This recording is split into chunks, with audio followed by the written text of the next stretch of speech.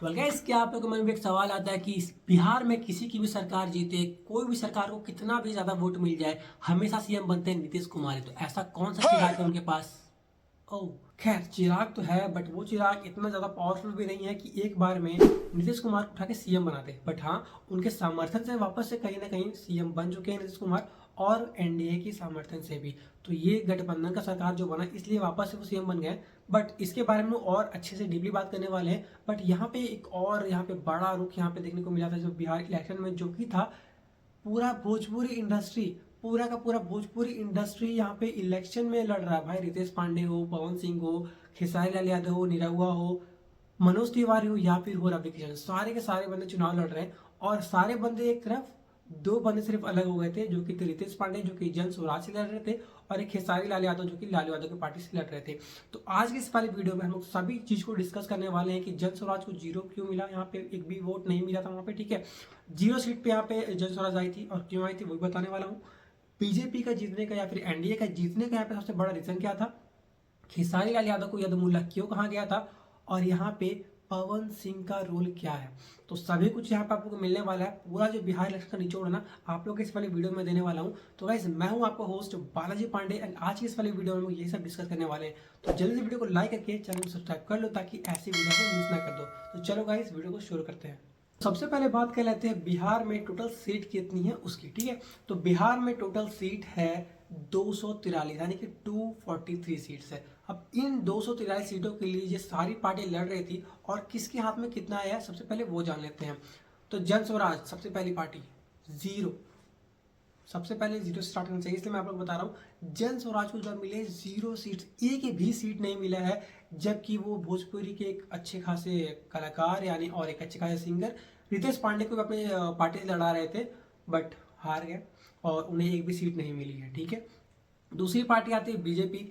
BJP को यहाँ पे सबसे ज्यादा सीट्स मिली है, 89 सीट्स पे विजय प्राप्त की है बीजेपी ने। उसके बाद बात कर लेते हैं जेडीयू, यानी कि नीतीश कुमार की पार्टी, जिन्होंने प्राप्त किया है दूसरे नंबर पे सबसे ज्यादा सीट, 85 सीटों पर विजय प्राप्त की है नीतीश कुमार की पार्टी जेडीयू ने। अब बात कर लेते हैं हमारे लालू जी की। लालू जी की पार्टी ने जीता है सिर्फ 25 सीटें 243 में से। अब भाई 243 सीटों में से सिर्फ 25 सीट प्राप्त करोगे और निर्दलीय लड़ोगे या फिर गठबंधन के सरकार में बनोगे, तो कोई आपको हेल्प नहीं करने वाला है। इस वजह से यहाँ पे तेजस्वी यादव बहुत ही बुरे हार हारे हैं। और आपको पता है कि तेजस्वी यादव इस बार अपने भोजपुरी इंडस्ट्री से एक कलाकार को उठा के लाए थे, जिनका नाम है खेसारी लाल यादव, जो कि एक बहुत बड़ा मुद्दा था यहाँ पे बिहार इलेक्शन में।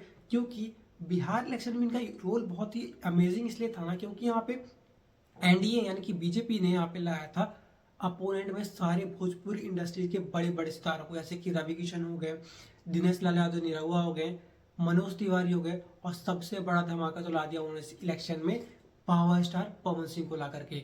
तो इन्हीं के अगेंस्ट में इनसे लिपटने के लिए उन्होंने लाया था खेसारी लाल यादव को, जिनका कुछ फायदा हुआ नहीं, और छपरा सीट से वो बिल्कुल गंदी तरीके से आ रहे हैं। और अपने उनका बहुत सारे वीडियो भी देखा होगा, जिसमें वो क्या कह रहे थे, आपको खुद ही सुनो। हमें हराने के लिए कोई माई का लाल पैदा नहीं हुआ है। हम ब्रह्मा के लिखे हुए लकीर को भी मिटा सकते हैं। खैर, इनका यह कहना तो कुछ काम आया नहीं, और बहुत ही बुरी तरीके से हार गए खेसारी लाल यादव। और इनके हार के पीछे भी बहुत सारे रीजंस है, वो आप लोग को सबसे पहले मैं बताता हूँ। तो खेसारी लाल के हारने के पीछे एक बहुत ही बड़ा रीजन ये है कि पूरा भोजपुरी इंडस्ट्री उनके अगेंस्ट में था, और वो अकेले लड़ रहे थे आरजेडी की तरफ से। तो अब आप लोगों को क्या लगता है कि पूरा भोजपुरी समाज एक तरफ रहे और अकेला एक तरफ ये बंदा रहे, तो क्या ये जीत सकते हैं? और सबसे बड़ी बात, पवन सिंह के रहते हुए जीत सकते हैं? आप लोग को लगता है अगर, तो कमेंट जरूर करना। बट इन सबको हटाते हैं, और दूसरी बात ये करते हैं कि इनकी बिहार का दूसरा रीजन क्या था। दिनेश लाल यादव जी, ये तो समझिए कि इन्होंने मुझे पैदा ही किया है। मेरी पहली फिल्म, अगर ये नहीं चाहते तो शायद मैं खेसारी लाल यादव आप सबके बीच में खड़ा भी नहीं हो पाता। मेरे पहली फिल्म के फाइनेंसर यही थे, इन्होंने पैसा देकर रिलीज कराया था साजन चले ससुराल। तो दिल से थैंक यू। मेरा बेटा खूब खुश रहे और दुनिया का हर खुशी हासिल कर ले। मेरे तरफ से पवन भैया को और पूरी इंडस्ट्री को दिल से थैंक यू कि सबने आकर मेरा मान सम्मान बढ़ाया। और जहां सवाल है मेरे पवन भैया का, तो ये पवन सिंह बाद में है, सबसे पहले मेरे पिता समान है ये। अब बताओ, जिस जो आदमी इतना कहे और उसके बाद उनके अगेंस्ट लड़ना शुरू हो जाए तो भाई उसका क्या हाल होगा। ये था सबसे बड़ा रीजन उनके हार का। खैर, भोजपुरी इंडस्ट्री को साइड करते हुए अब बात करते हैं नीतीश कुमार के बारे में कि नीतीश कुमार हर बार सीएम कैसे बन जाते हैं यार। 2005 के बाद से आज तक वो सीएम पद से नहीं हटे। हर बार 2005 के बाद से वो सीएम बनते ही आए हैं, 2005 से इनफैक्ट। तो इतना लंबा काल अवधि में वो हर बार सीएम बन रहे हैं। 25 साल हो गए उनको इस बार को लेकर के सीएम बनते हुए। तो भाई आखिर उनमें ऐसा है क्या? तो बिहार इलेक्शन में हर बार नीतीश कुमार इसलिए जीतते हैं क्योंकि उन्हें है जेडीयू का समर्थन। जेडीयू एक ऐसी पार्टी है बिहार में जिसका सबसे ज़्यादा पकड़ है बिहार में, क्योंकि बिहार की जितनी भी जनता है उन्होंने हमेशा से नीतीश कुमार का चेहरा देखा है। मतलब 25 साल से कोई आपका चेहरा देखे तो आपको हम उसके रग रग में समा जाओगे यार।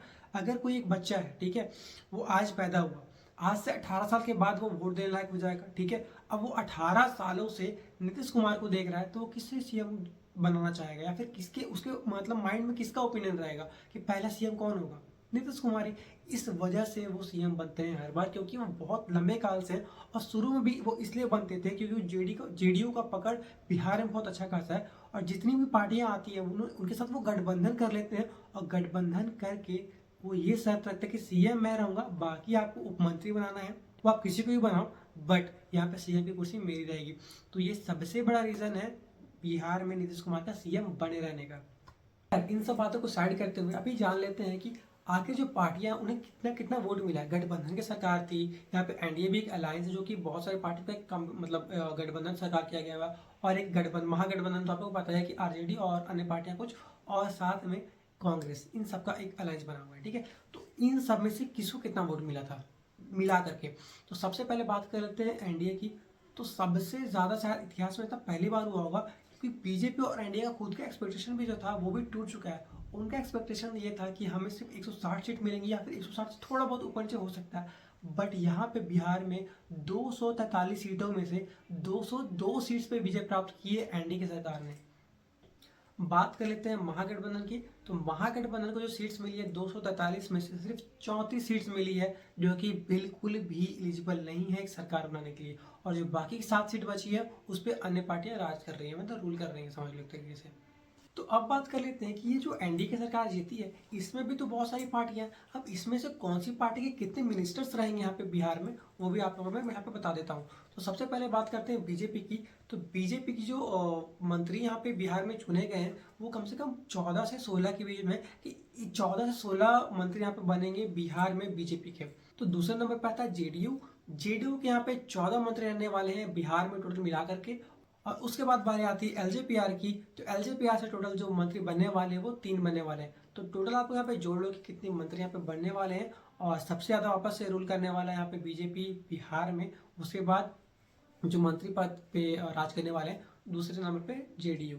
तो अब जान लेते हैं कि मुख्यमंत्री किसे बनाया गया, उप मुख्यमंत्री कौन बना और विधानसभा का स्पीकर कौन बना। तो सबसे पहले बात करते हैं मुख्यमंत्री की। सबको पता है मुख्यमंत्री 2005 से वही रह रहे हैं, यानी कि नीतीश कुमार वापस से मुख्यमंत्री बन चुके हैं। दूसरे नंबर पर आते हैं उप मुख्यमंत्री जो कि सम्राट चौधरी। तो भाई एनडीए को जीत तो मिली, नीतीश कुमार वापस सीएम भी बन गए, बट यहाँ पे तेजस्वी यादव हारे क्यों? सबसे पहला रीजन इसका यहाँ पे ये है कि यहाँ पे अपने घर का मैटर पे सॉल्व नहीं हो रहा, तो ये क्या यहाँ पे बिहार चलाएंगे। लोगों का माइंडसेट ये भी था, क्योंकि उन्हें यहाँ पे आपको पता है कि तेजस्वी यादव छोटे बेटे हैं, बड़े बेटे हैं तेज प्रताप यादव, तो सत्ता जो है वो बड़े बेटे के हाथ में जानी चाहिए थी। बट यहाँ पे बड़े बेटे तेज प्रताप यादव को यहाँ पे पार्टी से बाहर कर दिया गया। पार्टी से क्या, उनके घर से बाहर निकाल दिया गया और पूरी तरीके से संबंध तोड़ दिया गया। इस पे तेज प्रताप यादव क्या बोलते हैं आप खुद सुनिए। करने दीजिए, अभी बच्चा है वो। चुनाव बाद उसको झुनझुना पकड़ाएंगे, चुनाव बाद उसको झुनझुना पकड़ाएंगे।